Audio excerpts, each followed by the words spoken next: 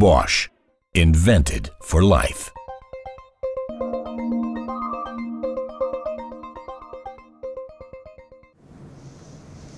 Alors, je m'appelle Raymond Clavel, je suis professeur à l'École polytechnique fédérale de Lausanne.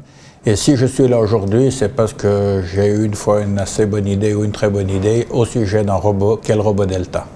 Je m'appelle Marc-Olivier Demoret, j'ai créé cette société il y a 30 ans. Et il y a 25 ans qu'on a travaillé avec le Delta, on l'a développé et fait beaucoup d'applications dans le domaine de l'emballage. Je travaillais depuis 1981 dans un laboratoire de l'EPFL. Et ce laboratoire avait débuté le développement de robots à haute vitesse et haute cadence. Lors d'une visite un week-end dans une entreprise qui fabriquait du chocolat, on s'est aperçu qu'il y avait vraiment beaucoup de gens qui faisaient des mouvements très répétitifs, prendre des pauses de chocolat. C'était pénible, ennuyeux, et on s'est dit, comme on faisait des robots à haute cadence, ça serait bien de développer un robot pour faire ce genre de travail.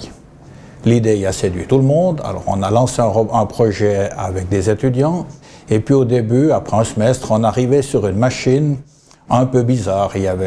C'était une araignée compliquée qui ne fonctionnait pas, mais l'idée de la robotique parallèle, donc c'est-à-dire avec plusieurs chaînes cinématiques qui vont entre la partie fixe et la partie mobile, était née. Pour faire un robot très léger, parce qu'il fallait justement avoir très peu de masse à déplacer, il fallait des pièces légères. Léger, on pense aluminium, on pense fibre de carbone. C'est un peu le début de la mode des fibres de carbone.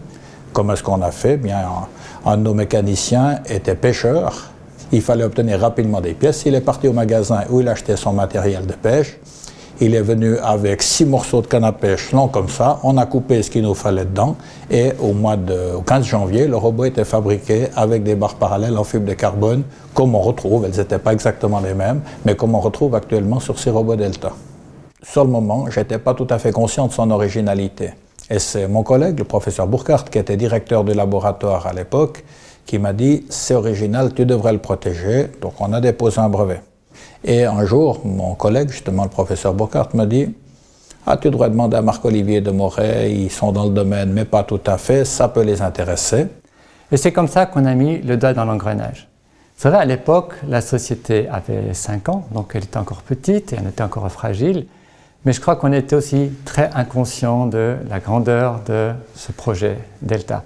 Les développements à l'Institut, au laboratoire, avaient montré qu'au niveau mécanique, on arrivait à une solution qui était viable au niveau durée de vie, mais il restait la partie commande. Et comme ce robot est né, disons, sous le signe du chocolat, c'est clair que les premières applications qu'on voyait pour ce robot, c'était les applications de mettre des chocolats en boîte. Mais ce qu'on était inconscient, c'est que c'était les applications les plus difficiles qu'il y avait à faire. D'abord, les chocolats arrivent en vrac, on doit pouvoir les repérer. Donc on avait un système de vision pour repérer le chocolat sur un tapis. Ensuite, ces chocolats avançaient, donc il faut être capable de prendre un chocolat qui bouge.